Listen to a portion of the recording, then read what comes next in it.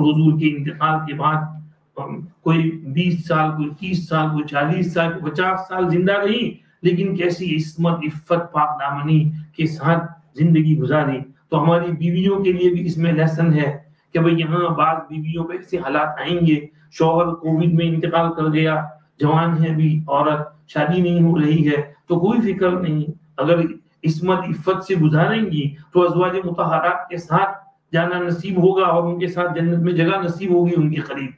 تو ایسی بہت سی خواتین ہیں کہ جو بیچاری ابھی 40 سال کی ہیں، 45 سال کی ہیں، بیوہ ہو گئی ہیں، ابھی لمبی زندگی سامنے ہے، اکیلے کیسے گزاریں گی. لیکن ازواج مطہرات کو دیکھیں، حضرت عائشہ رضی اللہ عنہا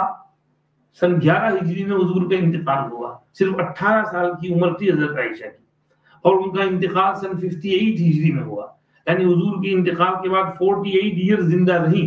لیکن کیسی پاک صاف ستھری عصمت عفت والی زندگی گزاری. تو ہماری بیویوں کے لیے اس میں ایک سبق ہے کہ بھئی اس طرح سے ازواج مطہرات کی زندگی کو سامنے رکھیں اور ان کی طرح سے عصمت عفت پاک دامنی والی زندگی گزاریں. یہ دنیا جیسی بھی ہے ٹیمپرری ہے، اپنے خواہشات نفس پر کنٹرول رکھیں، اپنے تقاضوں کو تھوڑا دبائیں، صبر سے کام لیں.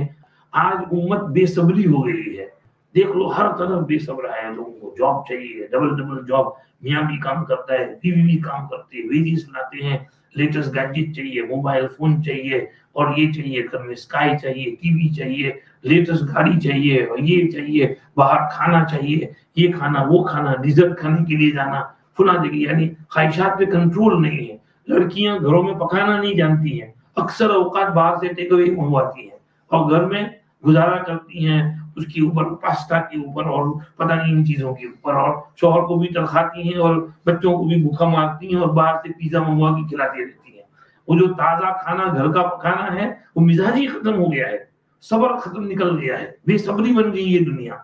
تو اس لیے فرمایا کہ صبر سے کام لو، صبر سے کام لو، اپنے تقاضوں پہ کنٹرول کرو، اپنے خواہشات پہ کنٹرول کرو. اس میں یہ دو چیزیں ہوں گی تو فإن اللہ لا یضیع اجر المحسنین، اللہ ایسے نیکوکاروں کا اجر اور ثواب ضائع نہیں کرے.